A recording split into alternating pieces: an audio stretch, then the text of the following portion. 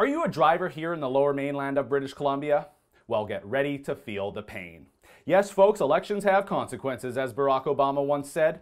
And with the province set to see a green-backed NDP government, we are about to get a glimpse at what exactly hard left environmental socialism looks like. First up is gas taxes that are set to hit 55 cents a litre once the carbon tax is raised. If that isn't enough, and it never is with these folks, the Regional Mayor's Council wants to come up with a plan for road pricing. What is road pricing? It's code for a new tax. They want to raise money to pay for new transit initiatives, so yesterday the Mayor's Council finalized their plans for a road pricing commission. Officially, the Mobility Pricing Independent Commission. It will be a 12-person team tasked with deciding how to punish drivers the most. According to North Vancouver Mayor Richard Walton, mobility pricing could include bridge tolls or road usage fees. It may include higher fees to use roads during rush hour and lower fees outside of peak times. Or it could be a levy on the distance each car travels. But that last one just sounds like another gasoline tax to me. And in fact, all of those ideas sound awful. But what's worse, it's not what voters want. In 2015, the Lower Mainland gave a resounding no to a new tax to pay for TransLink. In fact, the No TransLink tax campaign, headed by our good buddy Jordan Bateman, then with the Canadian Taxpayers Federation, is one of the greatest examples of a grassroots campaign on a shoestring budget.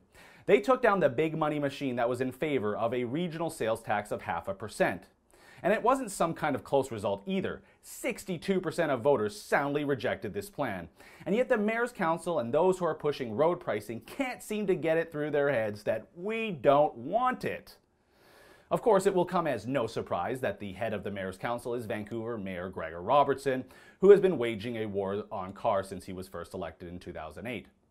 Robertson sounded pretty excited at the prospect of gouging us evil drivers even further under mobility pricing, saying yesterday, quote, "Mobility pricing is a key pillar of the Mayor's Council's 10-year vision that could fix Metro Vancouver's unfair user pricing regime, significantly reduce congestion, and deliver fair and stable funding for our transit and transportation network," unquote.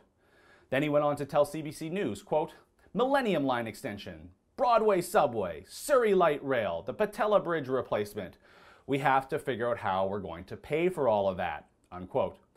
Well, actually, Mr. Mayor, we already figured that out. We aren't going to be paying for it with new taxes and fees. We sent you that message loud and clear when we rejected your first crack at gouging us. Again, 62% of voters voted against your planned transit tax.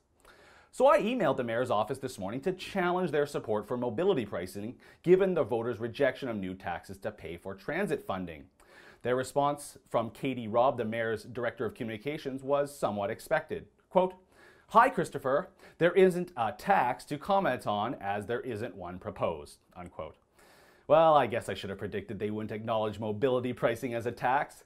But that's exactly what this is. A new tax, a new fee, a new levy, whatever you want to call it, it's going to mean more money out of drivers' pockets.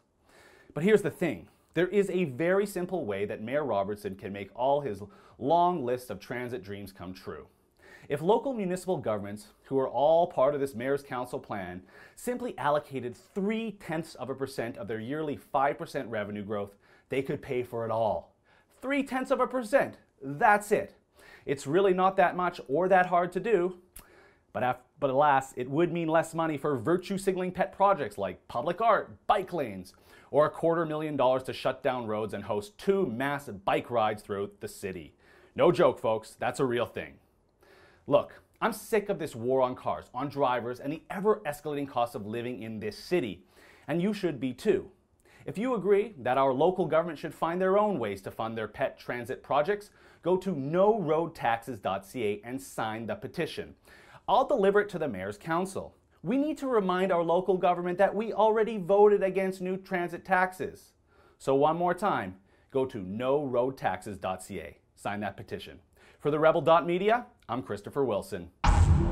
noroadtaxes.ca. You know, if it wasn't enough for 62% of Lower Mainland voters to reject that TransLink tax, now the Mayor's Council is coming after our pocketbook again. noroadtaxes.ca. Sign the petition, I'll deliver it.